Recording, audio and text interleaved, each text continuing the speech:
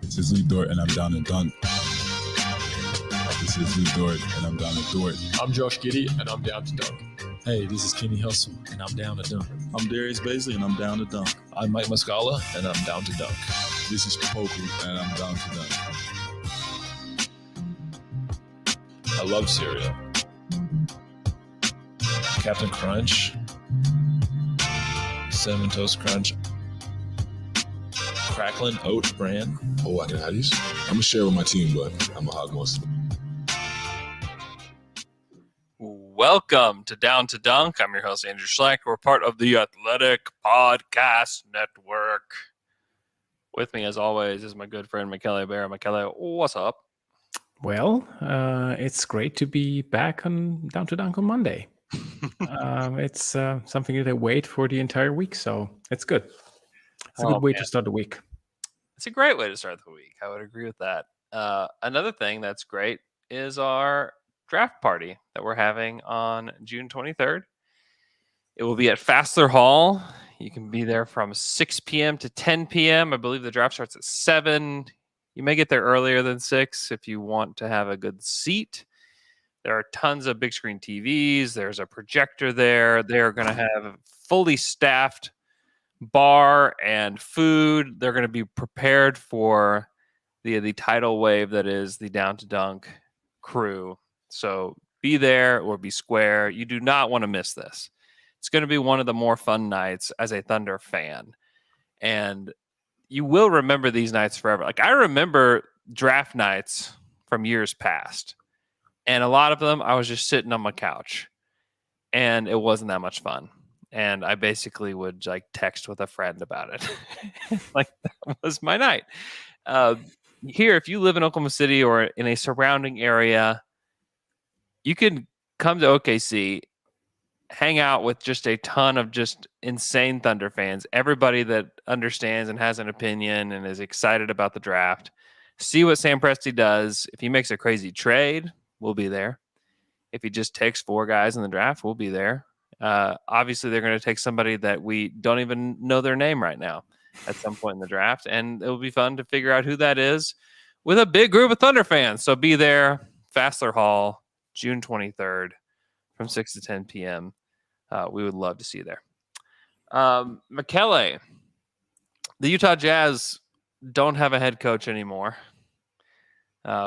And Donovan Mitchell, who has been unhappy for a while, is now seeing his little opportunity here to wiggle his way out, where Woj is already reporting that he's uneasy about what's going on there in Utah. Now, it doesn't mean that he's actually going to be traded, but it sure does feel like it. It feels like something is percolating, this team blowing up. And how does that, relate to the Thunder? Well, the Thunder have a top 10 protected pick from the Jazz in 2024, which just became a little bit more juicy. So if it's, I don't remember about the protection. Yeah, is that role for a few years? I'm going to tell you exactly what it is. So in 2024, it is top 10 protected. In 2025, it's top 10 protected as well. And then 2026, it's top 8 protected. So they're probably going to get this pick. The Jazz have not bottomed out in a while. And maybe they do bottom out.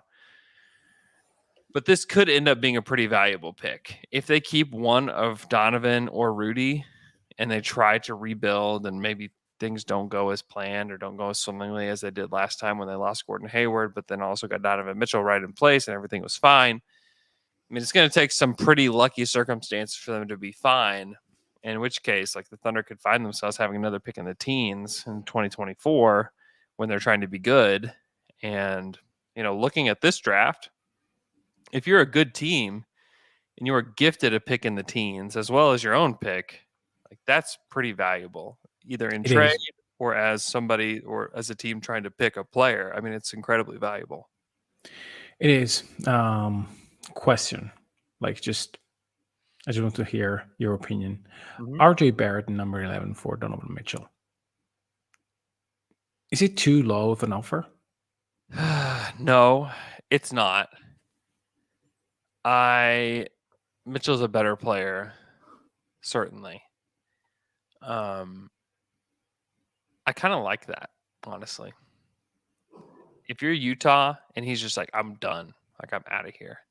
I don't love the pairing because he's not a floor spacer. Like he's not a 3-point shooter. No. You need you need the opposite of Gobert to have a good pairing with RJ Barrett. But there's a lot worse options that would be on the table, I would guess, than that. I just want to, I don't know. I mean, to me, there's not much that New York can offer that is not that. Yeah. And my guess is that they would not want to include RJ in a trade, but then, what do you got? Yeah. Yeah, I don't think that they can with unprotected picks because, I mean, if it's New York, if you offer 3 unprotected picks in the future, which I don't know even if they can, it's probably interesting because, I mean, it's New York, it's a dumpster fire, so maybe you guarantee in the future 2 picks that can be good, but say that Barrett and Mitchell find some groove. They can be playing / maybe sometimes in the playoffs kind of team for a couple of years. So they are too young, Mitchell and Barrett, to say, hey, give me picks, unprotected picks. It's not great. When it is an old team, then maybe you do that. Yeah. And so I don't think that there is any other avenue really for the Knicks to even discuss a trade like that. Yeah, I think that's really interesting. So the Jazz are going to be a team to watch, certainly, over this offseason. They could be the team that ends up, bottoming out. So, yeah.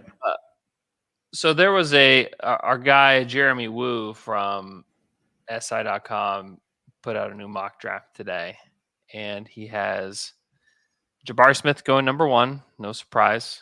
I would say that that's what the expectation is as of today. Now, subject to change for the Magic, or perhaps a trade that happens between the Magic and the Thunder, the Magic and the Rockets, or whoever. That can happen. So, but we are operating as if Jabari Smith goes number 1. Number 2, to the Oklahoma City Thunder, he has Paulo Banchero from Duke going to Oklahoma City. Now, his logic is quite interesting, and it's something that I think Thunder fans need to think about. One, we don't know what the Thunder want to do. Anybody that thinks they know, then you're just wrong. You're just flat out wrong, or maybe you guessed right. I don't know.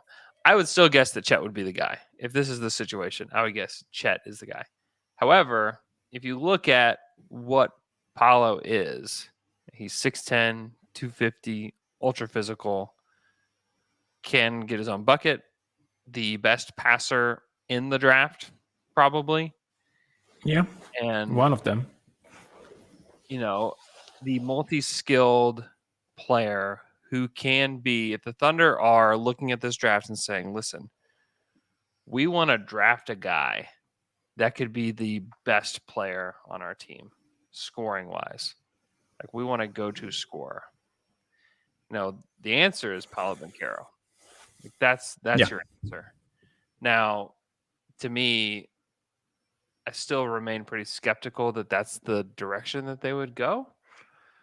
But it's something that I think you have to at least keep your eye out for, I don't know if I necessarily agree with the fact that if you need your scorer, that Paolo is the best. Jabari Smith may average more points than Paolo. But you don't get to have Jabari Smith, though. Yeah, you're right. Between Chet and Paolo, yes, of course. He projects as the best scorer of the two.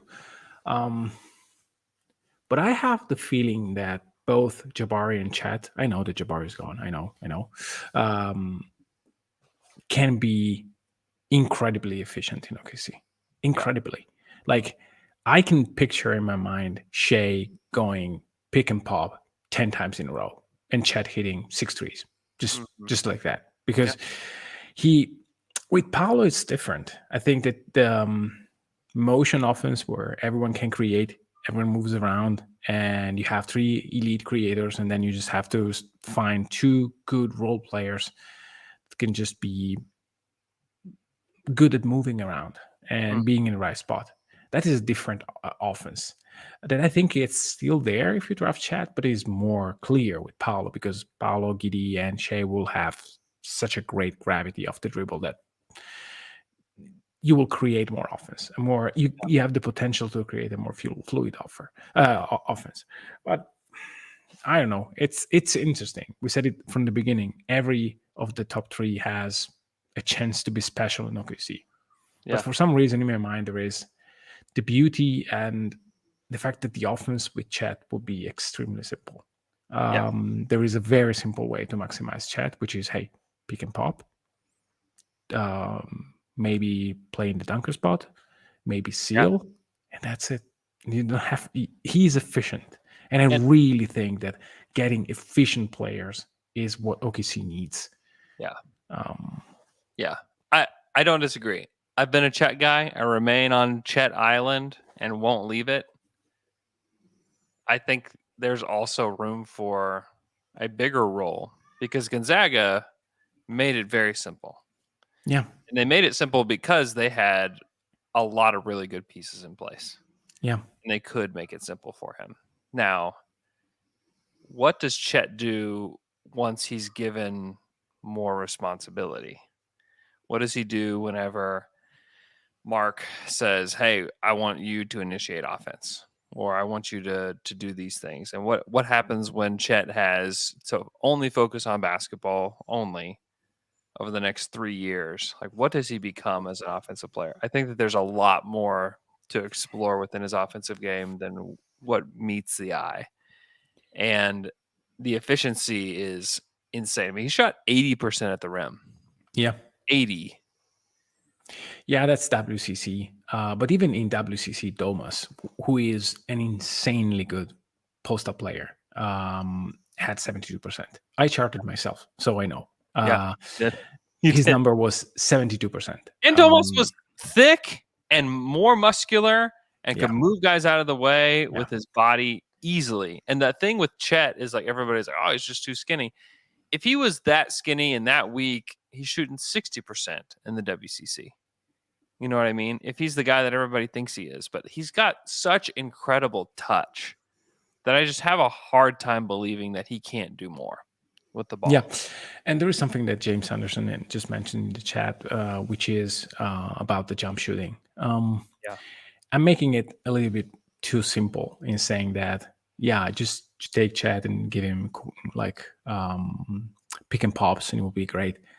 I mean, I've seen clips of Chat just nailing fade away one leg jumpers. Like, he has the potential to be, hey, give me the ball, just take it from here. Of course, we are forced to mention guys like Dirk, the elbow jumper from Tim Duncan. Like, yes, those are the shots that were in our memories when we were young. So we always go to that. Even if it's not that, my point is there is enough upside as a pick and roll player, as a isolation player with his jumper. There is enough upside there that if you put together the efficiency and the defense, to me, there's just no other answer than, hey, try Chat, because if Chat works, it's insane. And if he doesn't, he will be a good floor spacing big that can protect the rim, which is something that you still can use at a very high level. He'll be 3-point shooting Rudy Gobert if things don't go that well. Yeah, that is the second tier of outcome for Chat. The third tier is a guy that can stay on the court because he's too skinny. There is that tier where he is too fragile to stay on the court. There is that tier. Yeah. But the median outcome, if he can't stay on the court, is hey, he will protect the ring like crazy and hit threes. Great, I want that guy. Yeah, he will anchor your defense and be a floor spacer on offense. Yeah.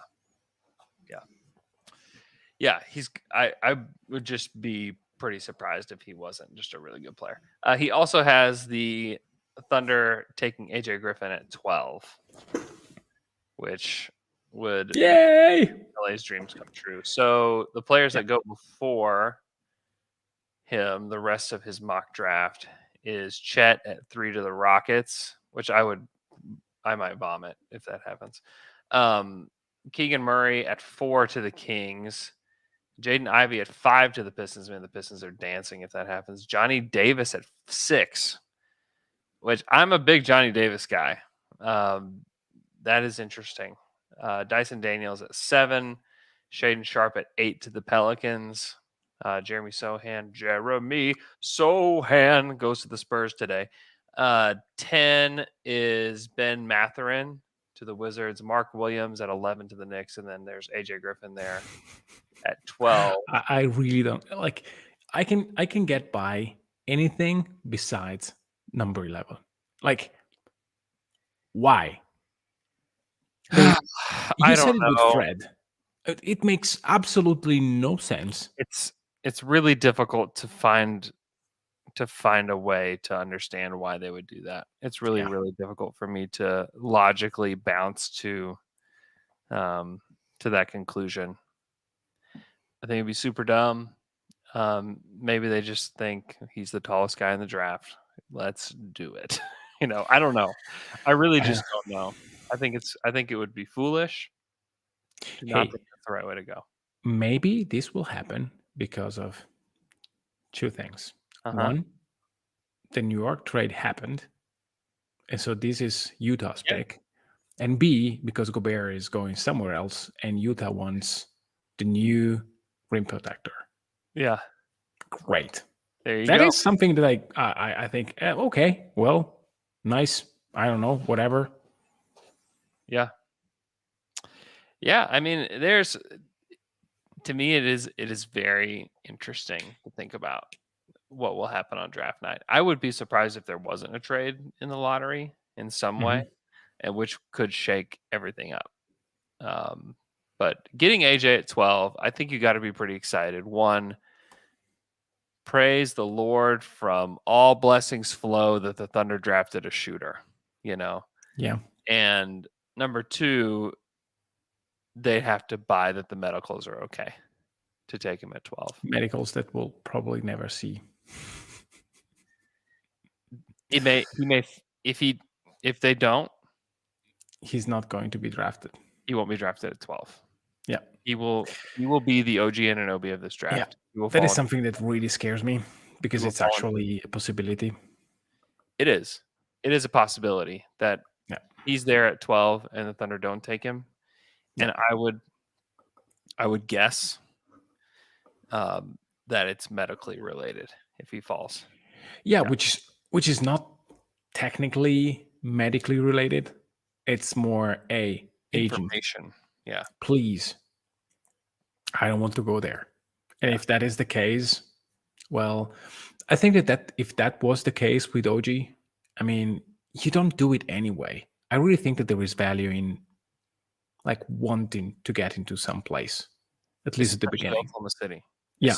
Oklahoma City, especially with a lottery pick. You don't want to bring a guy that's like, hey guys, I'm here.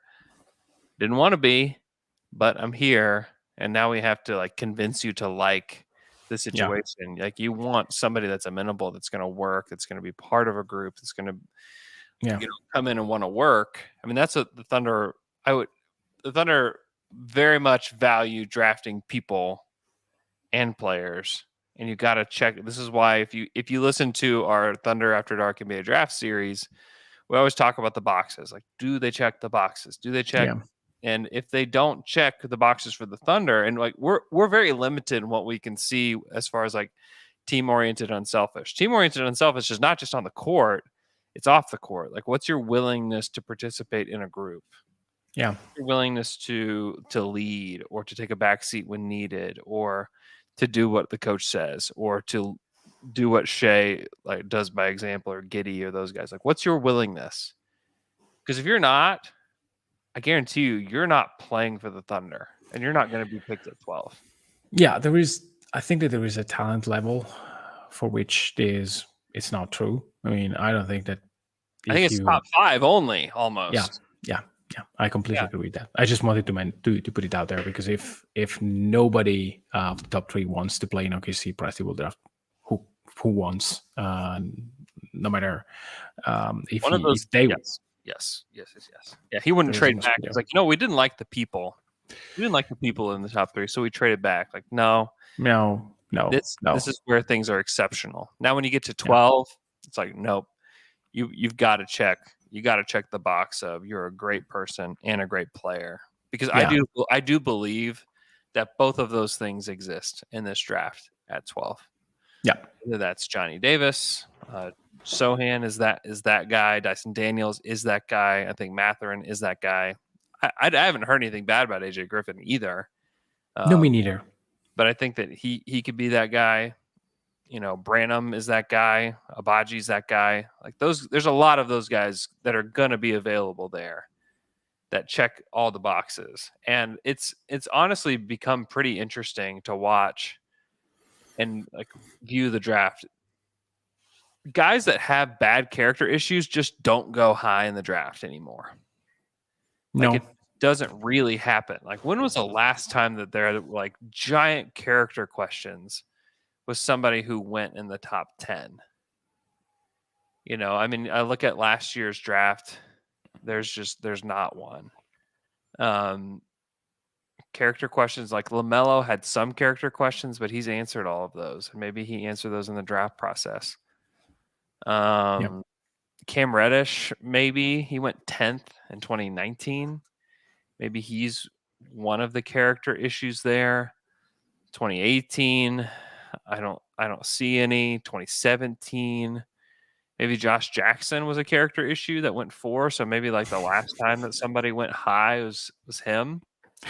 I can't stop thinking about him running away from the police. There was that story. Yep. It was so funny. Well, not funny, but I don't know. Story. Like that was one. Marquise Chris was a character issue at 8 in 2016. Moutier had some questions, I believe, and sort of Willie Cauley-Stein in 2015. Yeah, the list is not long. Yeah, and also all the guys I've named who had character issues just weren't good either. Yeah. When was the last time someone had a character issue and was really good in the NBA? Like maybe that was picked in the top 10. That might be an even more interesting question that I don't know the answer to. But to me, it's just kind of fascinating that to make it in the NBA, you not only have to be one of the best players to ever exist on this planet, but you've got to be somebody that has good character. I mean, yeah, and I think that we need to. Cousins is one here. Yeah, but we need to separate what is bad character for being a bad professional. I mean, to me, there is these two ingredients. They may not go hand in hand. When they do, like when you are not a good character with a bad ethic as a professional, you are almost guaranteed to fail to some degree. Clearly, if your talent starts incredibly high, then maybe you don't fall as much. But OJ Mayo is, premier example. I mean, incredible talent, but maybe not much else. So I think that behave like a professional in a professional environment is a requirement that the league has right now, which is weird to say because everyone who has a job knows that this is basically the basic level. But even in our daily job, I mean, we see guys that handle themselves in different ways. So it's something that I think it has to be part of your life if you want to be an excellent worker. And the NBA is no different. I would say it's harder there. You don't get to get nights off. If you have a night off, it's on every Twitter feed, on every media. Like it's extremely tough. So you need to be much better than the average worker in terms of work ethic and professionalism and The and 08 stuff like that. draft is So an interesting test case for all of that, where you have Derrick Rose at the top, and then it's Beasley and Mayo that go 2-3. And it's just because of the outrageous talent they have.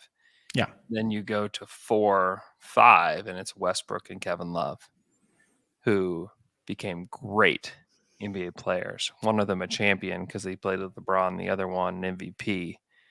And you look at just the talent. If you look at like the 2K slider talent, Bees is still incredible. Like it's the insane. shot making of Beasley is Yes. unparalleled. Yes. He's KD like in terms of shot making. Yes. That is Yes. It's exactly what we were saying in 2008. In the 2007 draft, Kevin Durant went, and it was like, you know what? There's somebody coming up. Michael Beasley's coming, and he's just as good as Kevin Durant. And I mean, everybody thought he was going to be the number one pick, and then the questions came out about his character, and even the Miami freaking Heat couldn't use Heat culture to change him. Yeah. It tells you a lot about how you should take into account like the kind of people and the quality of people. Like Russell Westbrook, for all of the crap that Russell Westbrook gave everybody in the media, he worked, and he I mean, you can say he's got character issues, but not when it comes to being a teammate, not when it comes to playing basketball, not when it comes to being part of an organization that's trying to become great.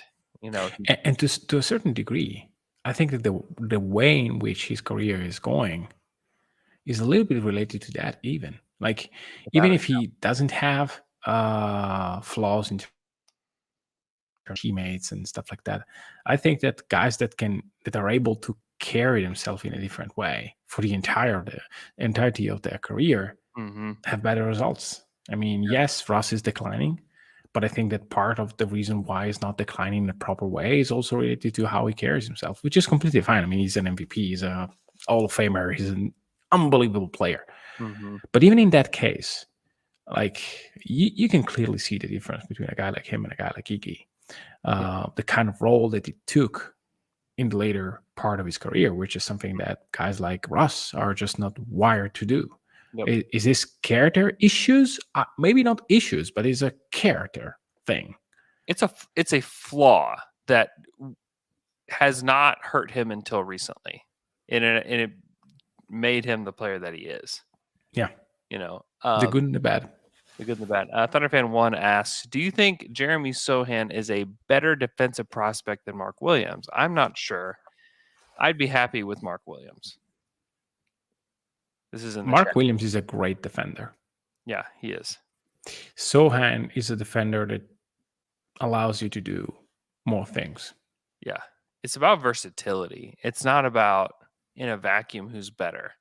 It's about what can the rest of the team do and how can the rest of the team function around them. And Mark Williams may end up having like a higher 2K rating when we talk about the 2K sliders. Like he may have the better sliders than Sohan does today. I would say he does. However, he is limiting because he is a center only.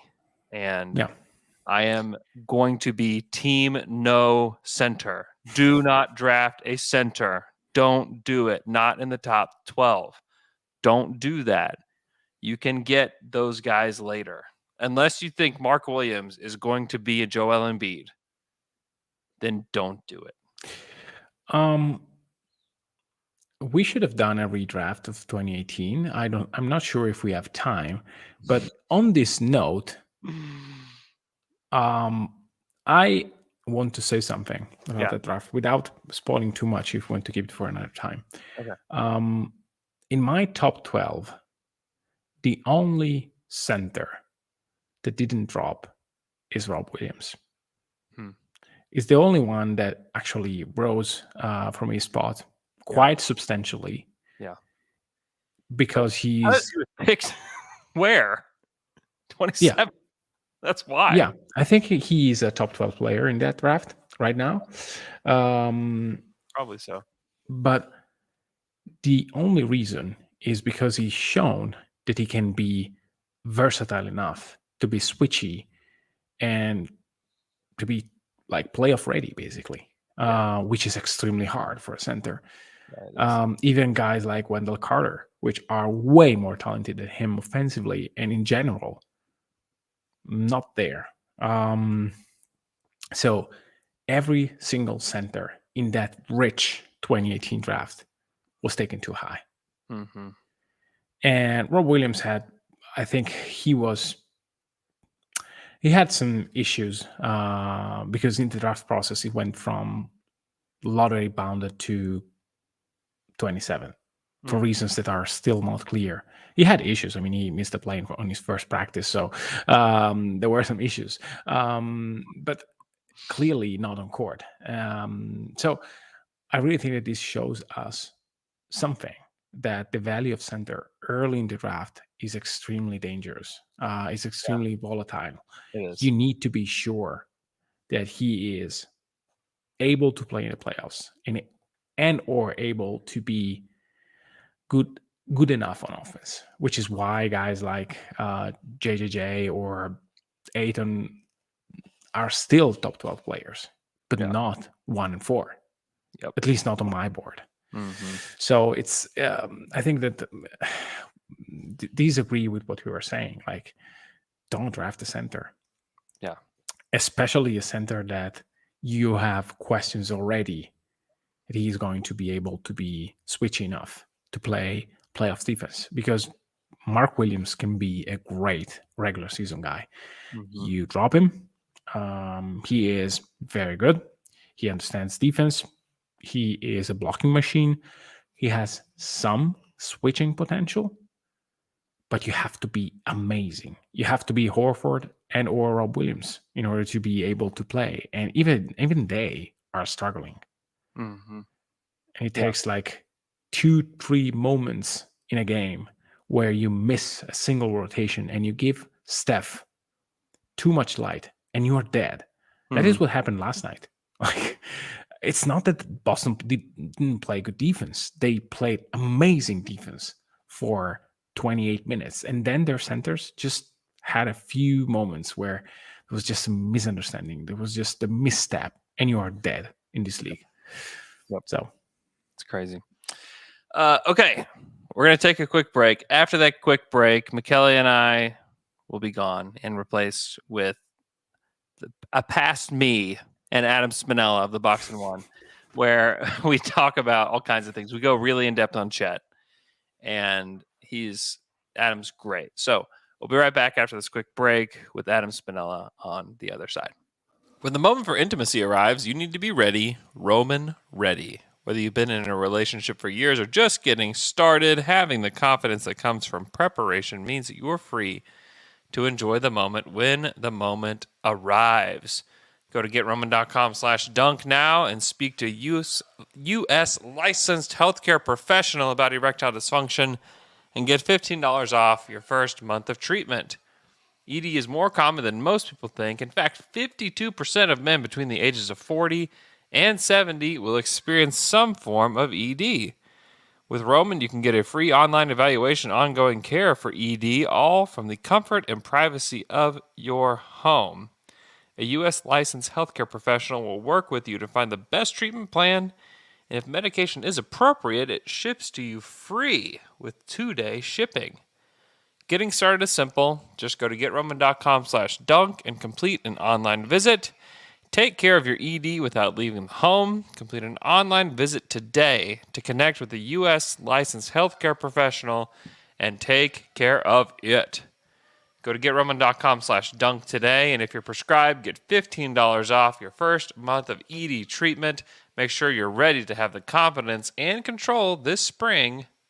Roman ready. No one likes waiting on a paycheck, especially when you got bills due. Good thing there's Chime. Now you can get your paycheck up to 2 days early with direct deposit. That's up to 2 more days to save, pay bills, and generally just feel good about your money situation. But Chime is more than just getting paid early. It's also an award-winning mobile app, checking account, debit card, and optional savings account. So what are you waiting for? Hopefully not your paycheck. Get started with Chime today. Applying for a free account takes less than 2 minutes. Get started at chime.com/dunk. That's chime.com/dunk. The Chime Credit Builder Visa Card is issued by the Stride Bank N.A. pursuant to a license from Visa USA Chime checking account and $200 qualifying direct deposit required to apply for the secure Chime Credit Builder Visa Credit Card. Regular on-time payment history can have a positive impact on your credit score. Impact scores may vary, and some user scores may not improve. On Twitter and also on YouTube, I'd like to welcome Adam Spinella on the podcast. He is on Box and One on Twitter and also on YouTube. Fantastic. I know a lot of people are on draft YouTube stuff right now. And if you haven't checked out what Adam's doing, you are missing out. Adam, thanks so much for joining. Always happy to be here. It's a fun time of year. I know we're only a few weeks away from the draft. And for Thunder fans, that's a point of excitement because you get to figure out who the next tentpole of the franchise is going to be. So let's start there. It feels right now, and these feelings can be fleeting at times. Like we really don't know that the Thunder are going to pick Chet Holmgren number 2, or if he'll even be there. We don't know. We know nothing right now. But let's just assume that they do. I feel like he's a really misunderstood prospect in a lot of ways, and it just starts with just getting your eyes on him, right? Where people just don't understand what he's going to be able to do at the NBA level because he just looks so skinny. But you put out on your YouTube, you put out a video about how misunderstood he is and kind of detailing like what he actually is. Can you dive into that a little bit and tell our listeners like what kind of prospect you think Chet is and like why do people get him wrong so much? Sure. So I think first and foremost with Chet Holmgren, guys who are his size and length rarely have the amount of offensive skill. Yeah. And he becomes a more difficult evaluation because he's not a traditional big man. We'll leave the offense aside for a second and dive into the defense because I think that's what really makes Chet special. He tests off the charts in pretty much any type of analytical setting that you'd look into on the defensive side of the ball. Fantastic shot blocker, really good at pressuring on the perimeter and playing away from the basket. And the toughest part sometimes with draft eval is we have these kind of cylinders that we try to put prospects in. Yeah. Which is based a lot on positional context and what we've seen work in the past, which means somebody who, as I like to say, colors outside of the lines and goes beyond just the typical positional reference points is really hard to anticipate just how many different ways they impact the game. But if you're a bigger guy and somebody's going to build a defense around you, you have to either be elite at protecting the rim in drop coverage and whatever from the weak side you're needed to do to protect it, or be switchable on the perimeter, be able to stay with guards. Chet is one of the few guys who's both. Yeah. And I think that right now that's what gets overlooked a lot through the process is how many doors that is going to open for the Thunder or for whatever team is fortunate enough to draft Chet Holmgren to really tailor make their schematics on both ends of the floor just around a unique prospect who fits into so much. Efficient on the offensive end, but more than anything, dominant in multiple types of pick and roll coverages and schemes that really whatever's going to be best for the Thunder with Chet in it, he's going to be able to thrive in. So how many positions do you think he can guard? Or what kind of wings could he guard at the NBA level, I guess is maybe a better question. Yeah. So obviously, the smaller down the lineup you go, the more guys are going to have a little bit of a speed advantage. I think what Chet does really well is use his length to his advantage. He doesn't overextend himself on the perimeter against those guys. And really, if you're a bigger guy switched onto a guard, your primary objective is to force a jump shot and not just allow you to be blown by so that somebody gets past you to the rim for a layup or a dump off. Chet is really smart at using his length. I think he's best 3 through 5. Maybe some of the more physical guys would think that they have an advantage to put their shoulder into his chest, but with his length and just how massive his reach is, even with a skinnier chest that guys can kind of shoulder around, when his arms collapse a little bit, it's still so hard to score over the top of that I think the strength aspect about, well, he's only 190 pounds, he doesn't have the strongest body right now. Like, his core is strong, he's competitive, but the length makes it so hard to shoot over the top of him, regardless of if guys are able to put their shoulder into his chest. How much concern do you have about his body? I think for me, it's more about durability than it is about impact. And that's, injuries are hard to predict, and you never really want to. I don't like attaching an injury-prone label to anybody. But more than anything, it's collective wear and tear on guys. He does lift weights. Like, I'm sure he's on a strong strength and conditioning program for what his body and his frame can handle right now. But I don't think that it's going to hamper a style of play necessarily. Like, is he going to be able to get in there and stop Joel Embiid on the block one-on-one? No, but nobody does that. So I don't think that I think it's a little bit overrated in terms of a concern for hampering him from doing anything in the NBA. And then offensively, what do you think he will look like, specifically with the Thunder? Because they've got playmakers already. And a lot of times people say, well, he's not going to be able to create that much. I don't know how much they would ask him to initially anyways, and maybe he can grow into that. But, initially, if Chet is their selection, what are the Thunder fans going to see from him on the offensive end? Yeah, so 2 things really stand out to me, and that creates a really strong floor for his offensive production at the next level. One, he shot 80% at the rim on non-post-up attempts this year. 80%. So, what an absurd number. At the very least, he's going to be able to finish, whether it's standing in the dunker spot, playing out of the pick and roll, or any type of usage. 80% is 80%. It's a massively talented finisher. Great touch with both hands. Loves the spin move to be able to create space. And he's so long that as soon as he gets into his gather to go into a spin, nobody can catch up to him. So an elite finisher, and a guy who was, for a portion of the year, at or above 40% from 3. Dipped down just to about 38 by the end of the entire season and cycle. But you're getting a guy at the very minimum who can catch and finish at an elite level near the basket and does have really good shooting potential. He was excellent in the corners, and that's not an area that Gonzaga used a ton in their offense, but is much more translatable to the NBA. So baseline-wise, Chet has a really high floor for offensive impact. The questions really come about, is he going to have the quickness with his first step, the ability to have multiple moves in his bag to get past guys one-on-one and be a primary creator?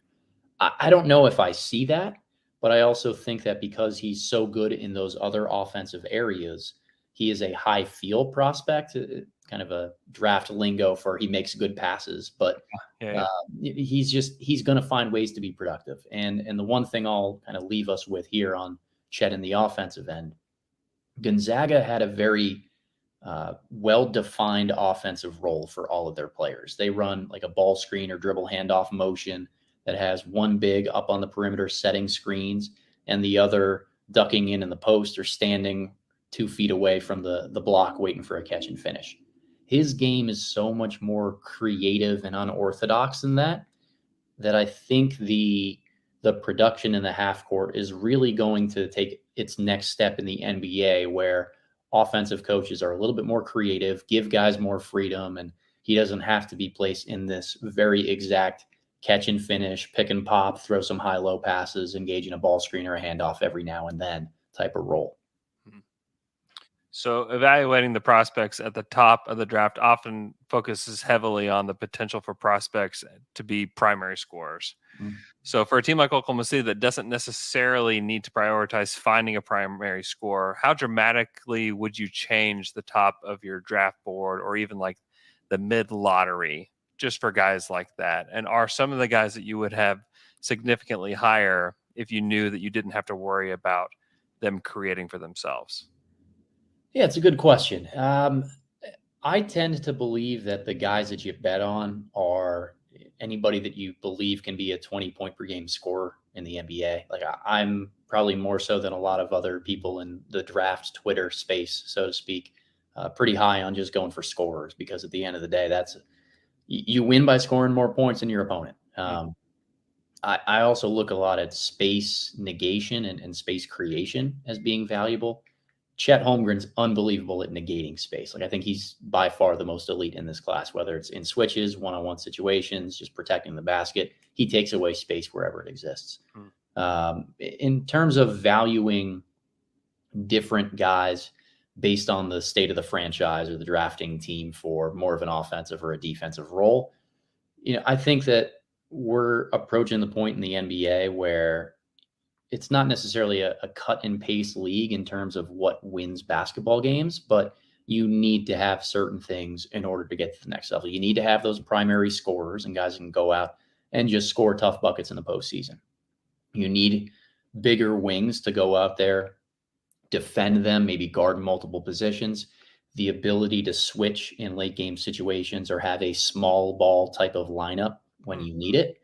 Yeah. And again, it's really going to depend on how you have your roster constructed at the first part of building your pillars, finding your star players, to figuring out what type of role players are going to be best to target. So if we're talking the 12th overall pick for Oklahoma City and they grab Chet Holmgren, they might not need to go after, that versatile 4/ maybe small ball 5 defender, because ideally Chet Holmgren fills part of that role. Yeah. Who are guys in that range that you think would fit next to Chet? If we're just talking about a pairing, Yep. Who in that range? I mean, I think like Jeremy Sohan and Johnny Davis, and I don't like pairing him with like a Mark Williams, but there have been people who suggest it. Are there any of those guys, even like Ousmane Dieng, are there any of those guys that you think would be a good pairing? So I think adding more shooting is always going to be valuable. And let's be real, the Thunder need shooting in general. So this is kind of a tougher spot in that 12, 13, 14 range, where a lot of the guys that are available are either in that potential to be an offensive creator with the ball in their hands, or really good defender, but not necessarily a great offensive piece. I think Sohan is that second category, a really good defender. I do buy the jump shot long term, but it's not there yet. But a really good switchable kind of 1 through 4, maybe even 1 through 5 type of option. I think that he and Chet would create an unbelievably solid front court in terms of a closing lineup in defensive moments. You mentioned Ousmane Dieng there. Yeah. Similar type of impact defender, a little bit more raw, a little bit farther away, more of a perimeter guy. I think that if you play, Giddey, Gilgeous-Alexander, and Dieng 1 through 3, that is an elite amount of length that is going to help you on your front line protect the basket, right? We talk about rim protection a lot in terms of guys from the weak side coming over and blocking shots. Right. Rim protection is as much about not letting drivers get there as it is about deterring shots once they arrive. And if you can have that much length on your front line for Oklahoma City, I think it would be a positive. I'll throw one more name out there that's kind of a dark horse for a lot of this area right now, and that's Max Christie out of Michigan State. Okay, yeah. Late riser in some aspects right now. I think 12 might seem a little high just based on the other talent that's on the board, but really like his combination of movement shooting, catch and shoot impact, and I think he's a solid on-ball defender. So in order to get 3-point spacing, a lot of times you sacrifice some defensive impact. Yeah. If Christie doesn't do that, and I think that there's a lot of value in a guy who can play both, the defensive end and space the floor on O.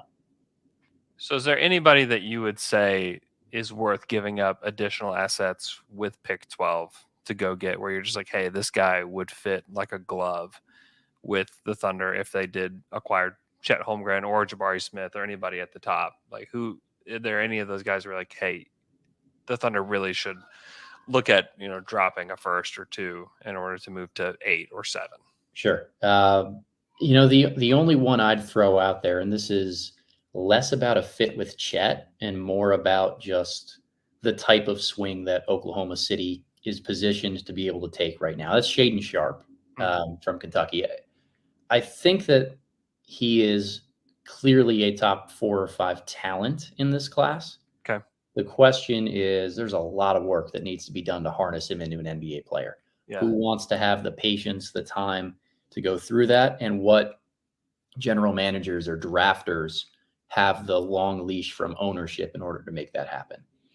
I think that Presti certainly does. Yeah. And because they have all these future assets, they can move up and really say, you know what, if we strike out with this one guy, we still have so many future bites at the apple that we're going to be okay long term. But the upside of Sharpe as a scoring wing, a position that I think is of need in Oklahoma City, a guy who can really just athletically separate himself into the clear top caliber of NBA guys from day one. Those are the type of swings as an organization you can and can't afford to take. So I am a big fan of Shaedon Sharpe, and I do think that, if Oklahoma City is positioning to trade up, he would be the highest reward on any of those deals. How much have you seen of him? Because that's kind of the thing, is like, I've seen some, but I just don't know how you can, like, how do you sell yourself on him if you're a front office or like a general manager? Like, how do you sell yourself on him? So I will give the Oklahoma City Thunder credit, probably more so than any other organization. They're the best in terms of forward scouting, which means looking at future young players in the pipeline who are not draft eligible this year and saying, all right, what would we get in the 2023 draft or the 2024 draft if we're projected in this sort of range for a draft selection? And then how does that stack up in value next to what we can get right now? I think that Shaedon Sharpe was clearly one of the best players on the AAU circuit a year ago. And even though it's a surprise that he's in this draft class, even though he didn't play at all at Kentucky, to be able to use that forward scouting mindset and say, what's more valuable right now, getting Shaedon Sharpe at 8 this year or getting a top 3 guy next year at 3rd overall? Well, if we can steal Sharpe at 8 this year, it's essentially just an extra year of development that we would add. I think that if the Thunder feel confident in the scouting they've done before, and again, they're one of the best in the entire league at being forward thinking in that regard, then Sharpe would be the guy. I've watched probably 5 or 6 games of his. He's got a lot to clean up with the ball in his hands in terms of his first step, how much pressure he puts on the rim consistently. Like, for an athletic guy, he tends to take a lot of jumpers. Whenever you watch AAU film, I always say, don't just take a grain of salt, take a shot of salt, because like it's the wild, wild west in terms of play style. And the pros are good at really being able to identify which skills are translatable to the NBA. Freak athlete, again, a ton to clean up, but that doesn't deter me, because guys who are 17, 18 years old playing at that level, you're looking for those raw skills, a little bit of feel that they have, and believe that they're going to gain the rest just through teaching and development. Yeah. So Tari Eason was wildly productive in college, shot it well from the line and from the 3-point range. He's got great size for a modern wing, and yet it doesn't feel like he's being seriously considered until like the late lottery at earliest. What are the major concerns for Eason, and what should those overshadow like what you see on paper from him? Yeah. So what I see on paper and what I see on film are two different things. I think I'm probably the right guy to ask this question to, because I'm not a huge Tari Eason guy. I actually have him kind of in the later 20s, almost into the second round. So A lot of concerns for me because if on the offensive end you have one main issue, you can overcome it. If you have two, it can be a little bit of a concern. Eason has incredibly low feel. He doesn't create for others. Like as wildly statistically successful as he was on a per minute basis for LSU, he also had historical low levels of creation for others on that volume. That scares me a little bit.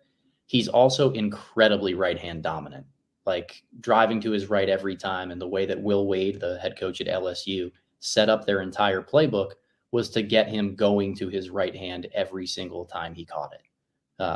Again, we could bank on the feel improving, or we could bank on him getting more comfortable with his left hand. But both happening in order to turn him into an offensive option that we would trust with the ball in his hands, not quite there for me. Definitely an impactful defender because he's allowed to be instinctual on that end of the floor, but not cerebral enough on offense for me. I worry about the mechanics of his jumper and how wild the swings were this year in his shooting efficiency. Like the first part of the year, he was sub 30% from three, and then he was close to 45 or 50% over the final 10 or 12 game stretch of the year that kind of normalized those numbers. So not quite ready to buy in on a lot of that stuff. I understand the upside because he's so productive and he can defend multiple positions as a big athlete. But I think the feel and just some of the stuff that needs to be cleaned up to turn him into any type of guy you'd play through on offense is a little concerning. Yeah, that mirrors exactly what I thought too. I've had a hard time like getting on board. There's a lot of Thunder fans that really like Tari Eason. But the Thunder very much value feel, and they've shown that to the last couple drafts. And I think they will continue to show that. Talk me into or out of Johnny Davis right now, because I like him. If he was the pick at 12, I think that I'd be pretty excited, and maybe that's just the Taco Bell commercial. I don't know. So whatever side you're on with Johnny Davis, like talk me into or out of him. Yeah, I am in on Johnny Davis. Okay. So I guess this will be the Liv Moss segment here. Yes. I think when you look at guys in college and how they play and how they produce, one part of the conversation that is frustratingly inconsistent to me is how we evaluate defensive effort for those high volume guys. I am a big fan of saying you can't necessarily punish freshmen who are elite scorers at the college level who don't give a ton of effort on defense because they're being asked to do so much at such a young age. And we've seen time and time again, Jason Tatum, Anthony Edwards, I think Paolo Banchero in the future, guys who just are asked to carry that offensive load. They do turn into decent defenders at the next level because they have the natural tools and finally are conditioned to harness that on a nightly basis. Johnny Davis was the rare college guy who carried that offensive heavy load and still gave maximum effort on the defensive end. What I think his best skill is going to be in the NBA is being a versatile kind of 1 through 3 defender, somebody that is elite at avoiding contact on screens, is super competitive, contests shots from behind. I'd feel comfortable with him guarding opposing ball handlers and chasing them around the pick and roll. I'd feel really comfortable with him chasing shooting specialists like a Duncan Robinson, for example, around screens all day, because I think that he's so slippery at avoiding contact. To be able to combine that with a guy who was 39% on his catch and shoot looks in the half court, but was low volume because he was asked to do freaking everything in that Wisconsin offense. Yeah. The role really translates well to, okay, he's not going to average 20 a game, but at the very least, he can be a 3-and-D type of backcourt guy while having the proven commodity of he can go out there and score in the mid-range whenever he needs to. So I'm in on Davis, not necessarily in the top 10, but as we get out of that range and we're just looking for high-value role players and guys you can depend on, I think Davis fits the late lottery to a T. Yeah, he's, to me, there's this sweet spot in almost every single draft where we're kind of done with all of the crazy, like shoot for the stars kind of guys. And then you get to like 11, 12, 13, and then like almost every single draft, somebody pops there because something is overlooked or something is like overly criticized or whatever it is, and those guys pop. I mean, it happens every single draft. And Johnny Davis he just has the feel of that guy to me that will go 11 through 15. And people are like, oh, wait, like, how did he drop? Like, what's the story here? That he just, to me, if I were to guess who that guy was going to be, I would guess it's going to be him.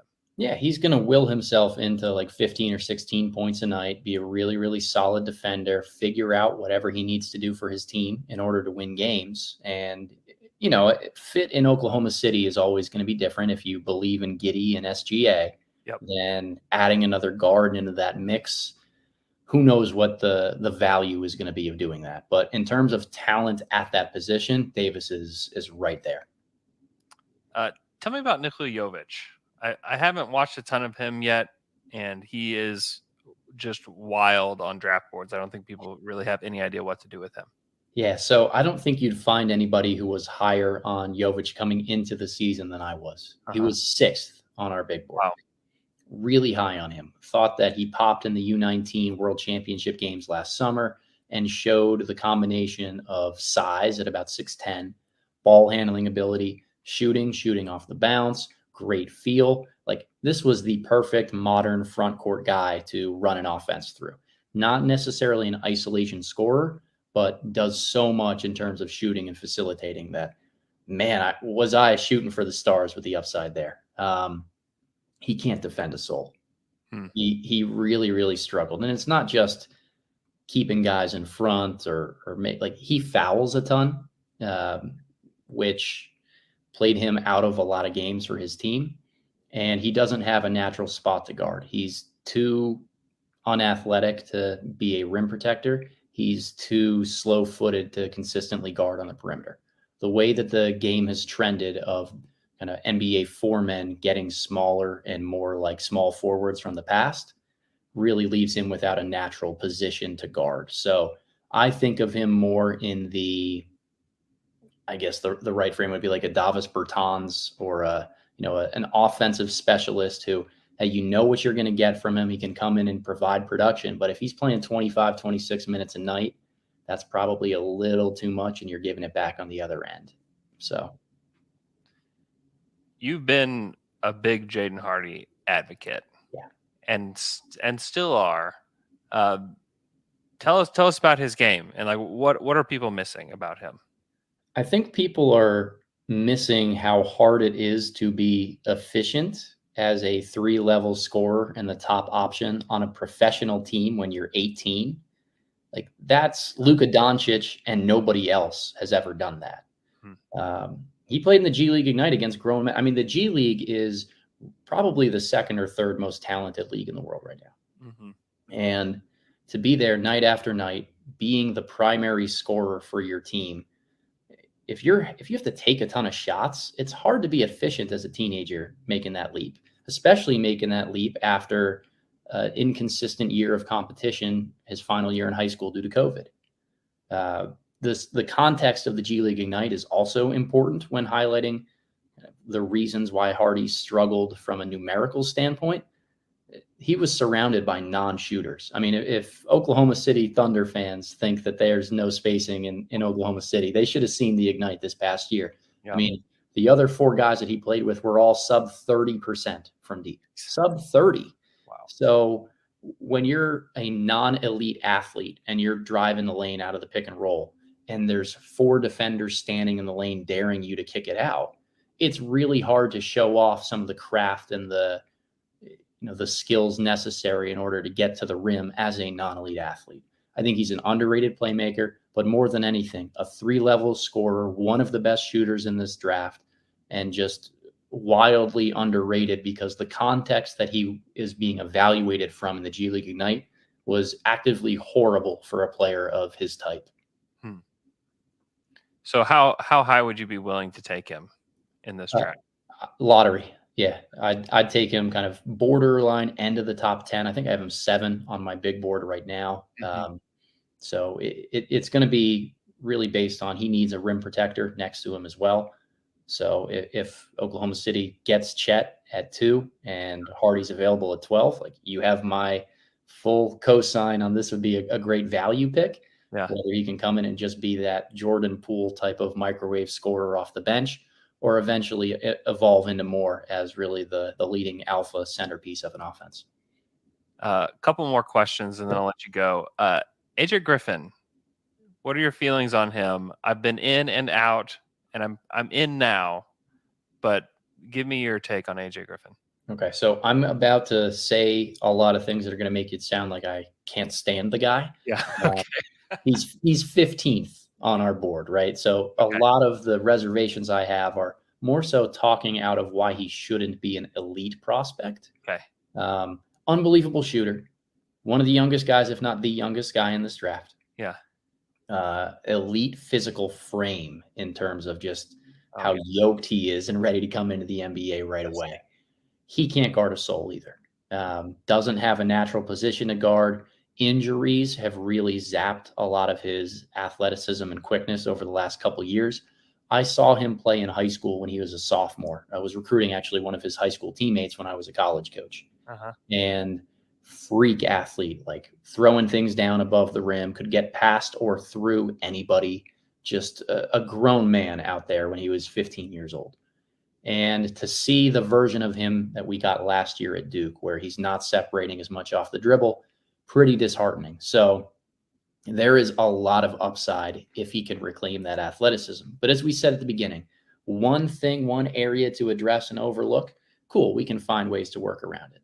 Two of them, it gets a little bit dicey. The defense and the lack of separation off the bounce, those both worry me with Griffin. But because he's such a good shooter, again, that raises the floor a little bit to the point where I feel comfortable saying he's going to stick around in the NBA and be kind of a borderline lottery guy.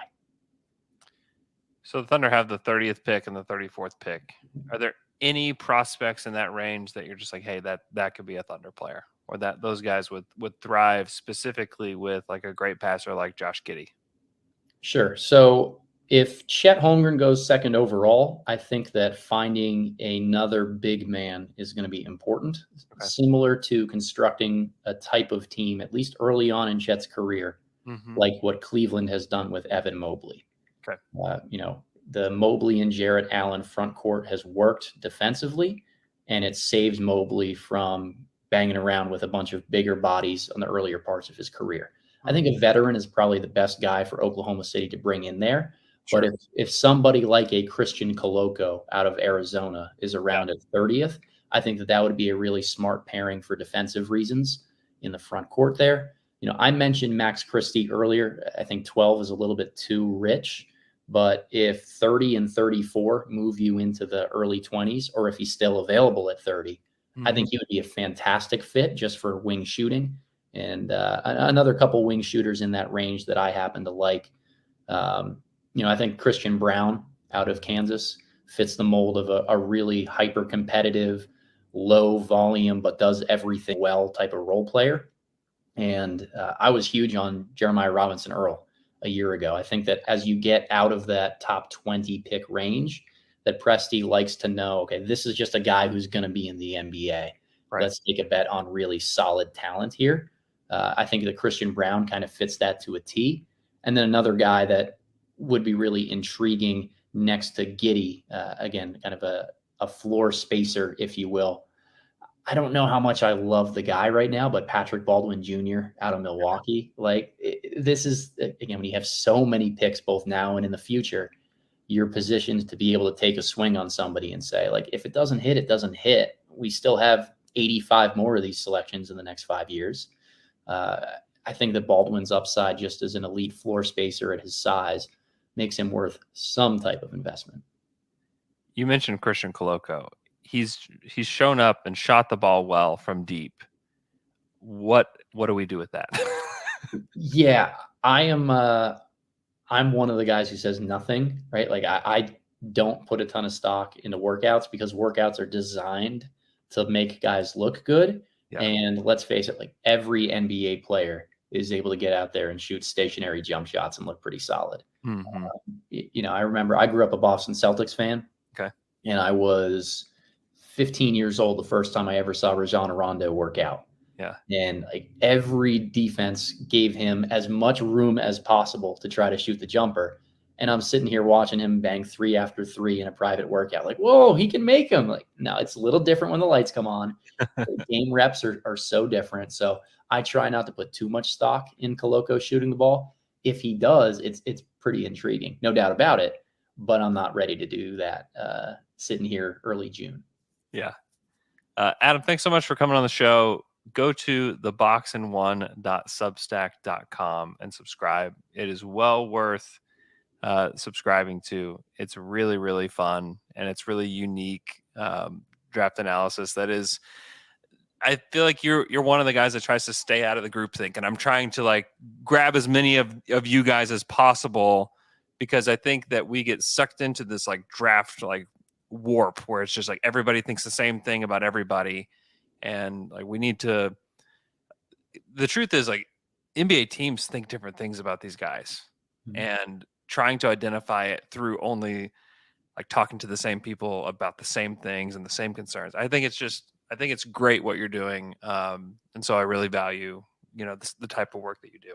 I appreciate that. Thank you. It's a fun time of year. I think that Thunder fans should be abound with optimism about what's coming down the future pipeline. It might not be here next year. It may take a couple of years, but getting the second overall pick was huge. Yes. And there's still a ton of avenues to add quality depth through picks 12, 30, and 34.